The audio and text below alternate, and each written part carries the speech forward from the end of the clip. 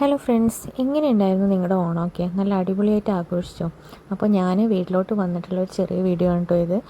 ഞങ്ങളുടെ വീട്ടിൽ തൃക്കാരപ്പനയൊക്കെ വെച്ചിട്ടുണ്ട്. അപ്പോൾ അച്ഛനാണ് തൃക്കാരപ്പനെ നേദിക്കുന്നത്. അപ്പോൾ ഉച്ചയ്ക്ക് നമ്മൾ സദ്യ കഴിക്കുന്നതിൻ്റെ മുന്നേ തൃക്കാരപ്പനെ നേദിച്ചു. അപ്പോൾ കുട്ടികളെല്ലാവരും ഇരിക്കുകയാണ് കേട്ടോ ഭക്ഷണം കഴിക്കാൻ വേണ്ടിയിട്ട്. ഞാൻ ആലോചിക്കായിരുന്നു, ഞങ്ങളുടെ ചെറുപ്പത്തിൽ, എൻ്റെയൊക്കെ ചെറുപ്പത്തിൽ നമ്മൾ തറവാട്ടിൽ അച്ഛനും അച്ഛമ്മയും ചിറ്റയും മേമയും എല്ലാവരും കൂടിയിട്ട്, പാപ്പന്മാരൊക്കെ കൂടിയിട്ടുള്ള ഓണാഘോഷത്തെ പറ്റിയിട്ട് എനിക്കിങ്ങനെ ഓർമ്മയിൽ വന്നു കേട്ടോ. അപ്പോൾ അന്ന് ശരിക്കും പറഞ്ഞാൽ അതൊരു ഭയങ്കര നൊസ്റ്റാൾജിയുള്ള ഒരു ഓണാഘോഷമാണ്.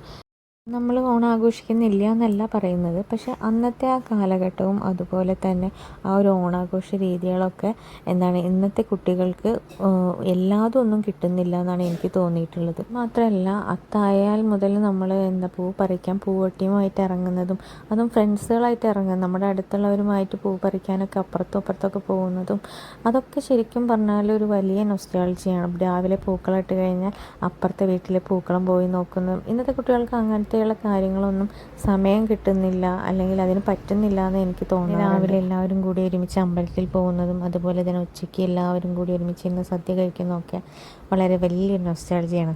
ചുരുക്കി പറഞ്ഞാൽ പ്രായമായിരിക്കുന്നു എന്നതിൻ്റെ ഒരു ഓർമ്മപ്പെടുത്തൽ. എന്തായാലും ഓണസദ്യയൊക്കെ കഴിഞ്ഞ് കുറച്ച് നേരം അച്ഛനും പേരക്കുട്ടികളൊക്കെ ഒന്ന് കളിക്കുകയാണ് കേട്ടോ.